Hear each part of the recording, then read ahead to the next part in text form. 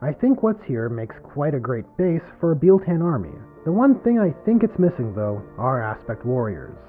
But I think it's reasonable enough to roll those in over time. 1 week later. Well, I guess that was long enough. Let's build an Artel W Praetorii Squad. So this is the snazzy packaging the models come in, cross-tied and bound with a seal. It's cool, very classy. It makes one feel like a man of culture. And inside we find the goods, nicely packed, 5 bases and the parts. Inside the large plastic bag are several smaller baggies, each containing one of the models in the squad. This is a nice touch, as it takes away any confusion that would go into assembly. And even when looking at the parts while in these bags, they look impeccable. The forms of the sculpt were clearly well defined, and it results in highly detailed individual pieces. There's also one additional bag containing a bunch of shared parts and accessories, including 2 helmet options for each model, backpacks, ammo drums, grenades, and optional accessories as well. Well, let's take a closer look. The camera's not lying, these parts look great. I additionally want to point out the only area I can spot with noticeable mold slipping is on the back of the model, on a surface which is going to be obscured by another part. Just the way I like them. You can also see each model has an optional torso, so they can be built in bare armor or with torso robes. And I guess all there's left to do is to get building. I'm just doing the usual knife scoring on the areas which are going to be glued. This creates more surface area for the super glue to bite into, and should result in a stronger bond. Then the tabard goes on, followed by the torso, the arms, the gun,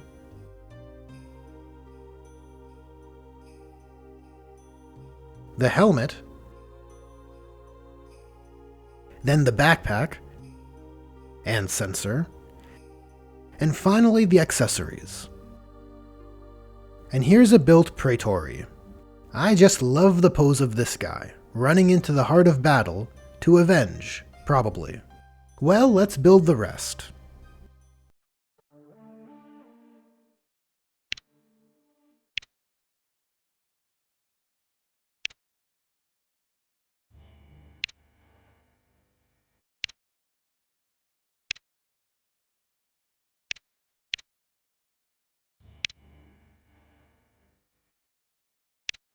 I should probably mention a big thank you to Artel W for sending me this Praetorii Squad for review.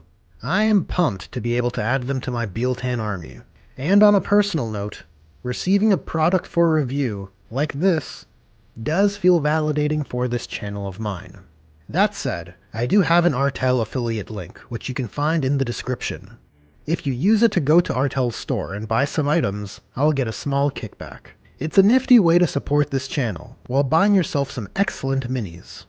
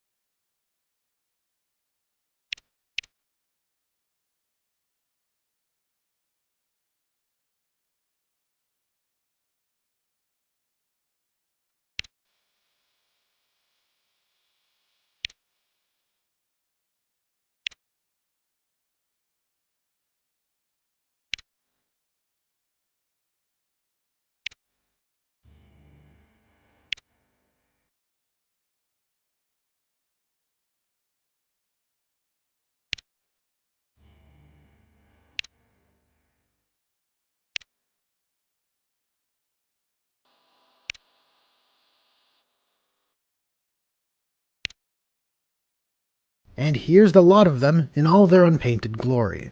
Excuse the shaky cam, but I think these models look stellar. And obviously, they make for some great, unofficial, Dire Avenger proxy models. On that note, as for how the Praetorii Squad scale with other Eldar models, here's an old plastic Guardian. And a new one.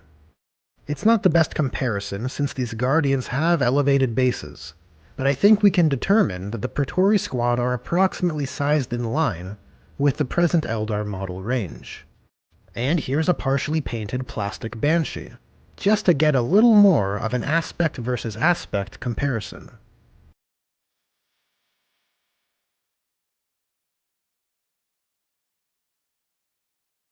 And here we are. If you made it to the end of this unboxing/review video, thanks for watching.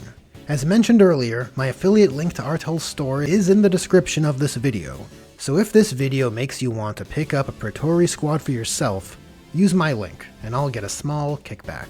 And if Eldar aren't your thing, Artel has a pretty robust catalog. Recently they released a gorgeous model which would make for a great stand-in for a Catan Nightbringer. So what would you rather? Pay 50 USD for a Catan Shard of the Nightbringer, or pay 50 USD for a Nocte the Void Reaper? And if the aesthetic disparity between these two models isn't enough to sway you, the Void Reaper comes with a bevy of options compared to the zero offered by the Nightbringer. If I were building a Necron's army, I know which model I'd go with. As is customary, I owe a special thank you to Julius Maximus, as well as my other generous patrons and channel members. Anyways, there are buttons for liking, sharing, and subscribing, so press the buttons you want to press, and I'll catch ya in the next one.